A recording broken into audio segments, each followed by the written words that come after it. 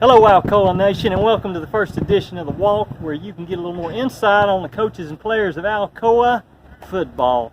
Today we're here with first year head coach Brian Nix, and we're going to be taking the pregame walk. You ready, Coach? Let's go.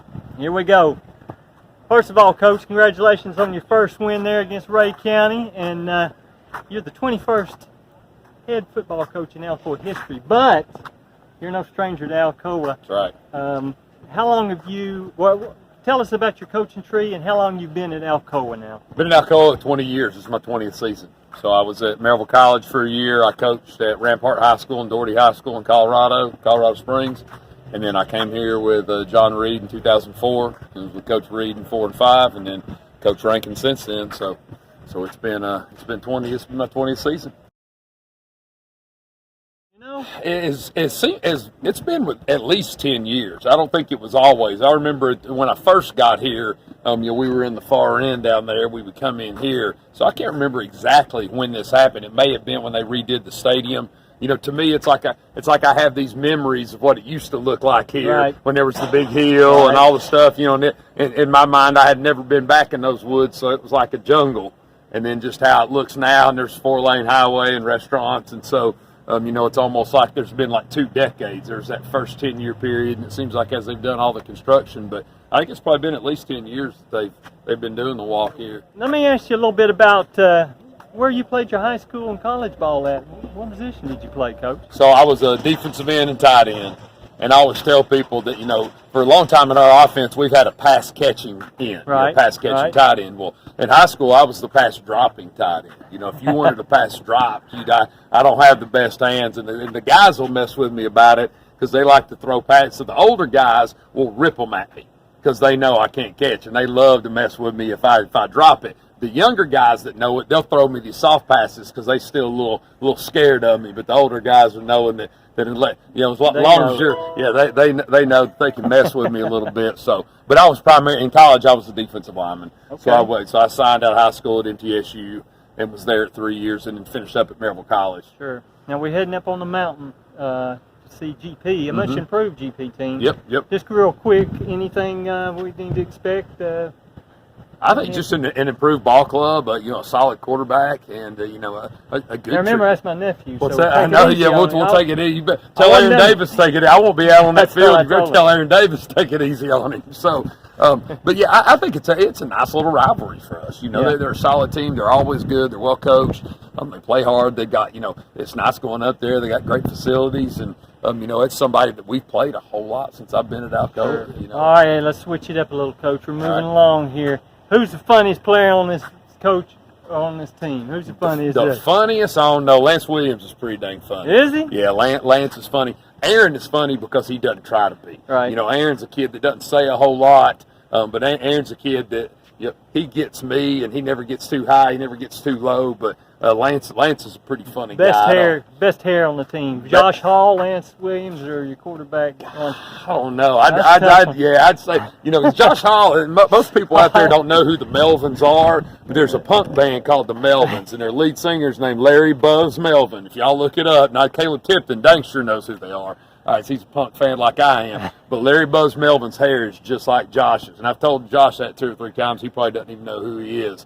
Between his is my favorite. I'm voting for Hall. What's that? Yeah, me too. But Lance has got those flowing locks, man. He's he's a cross between Thor and Fabio or so. Of course, none of these kids know who Fabio is. Who's the best dancer? Best dancer? I haven't seen any of these cats dance much. Who do you scream at the most? Who do I scream at the most? You're just screaming all over. Yeah, I scream. I always make sure there's a lot more sugar than vinegar. Sure, sure. I talked to Braden Cornett and Aaron Davis because, once again, I coach the inside linebackers, and they're the kind of guy, they're the quarterbacks of your defense. So that's the guys I interact with the most. So I'm always like, Braden, we got this coming. Aaron, we got this coming. And I think the guys, they give them a little bit. I said one time, I think Aaron has a voodoo doll of me at home, and he goes on stage to take out a little bit of that angst on it. So, but I think, our kids play really hard. I mean, of course. To me, you can have an emotional response as a coach, but just to a few things, to the important things. If you're always just berating them and getting on them, if a kid's not giving effort and you jump them a little bit, a true competitor will respond to that. Sure. They'll know they need to get themselves going. If they're making mistakes over and over and over again, that's your fault as a coach. You're just an intense coach. We're going to get to some favorites of yours real quick, okay? You ready? Favorite color? Maroon and silver. Favorite food? Sushi. Book? Lone Survivor. Okay. You got a favorite movie? Yep. It's probably Legends of the Fall, River Runs Through It, Goodfellas, and Pulp Fiction. It'd be those four. I can't pick out, but those four definitely hold a special place in my heart. Got a favorite college team? Favorite college team? I root for Bama because I've always been a Saban guy, so I definitely root for Bama. NFL team? Yeah, Buffalo Bills. And I'm a diehard. I've been a Bills fan for a long time, so I don't live and die by Alabama. But if there's any team that it still makes me feel good when they win, hurts me a little bit when they lose, it's the Bills. Sport other than football? UFC and boxing. I like boxing I too. hear you on that one. Fighting sports. Best weightlifting exercise? Best weightlifting exercise? I think the best for deadlift? Best for you is probably the back squat. Still, my favorite to do is deadlift. Though. Yeah. All right. Now I was wondering, heads or tails? Heads. Do you have a pet peeve? Not really. No, that bothers me. All right. Word association. Alcoa City. Awesome. Goddard Field.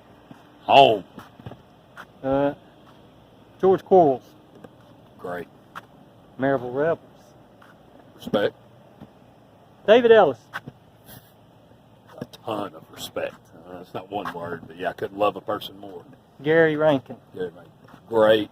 Love. Brother. Dad. Yeah. Now listen, you're known as a master motivator coach, and you come up with something every year. Well, you got something up your sleeve this year? Yeah, and Jake Warwick came to me. We got a young guy on our staff, Jake Warwick. A lot of you guys know. Jake was a player for us here. Went and coached at Tennessee Tech. Coached at Cookville. Did a great job. Jake right now does double duty. He's a defensive coordinator at our middle school. He coaches inside linebackers for us. I was talking to his dad the other day, and he said all he does is just come home, lay down, and go to sleep. That's what he told me. He said he watches film. He told me he watches film. Watches film or goes to sleep.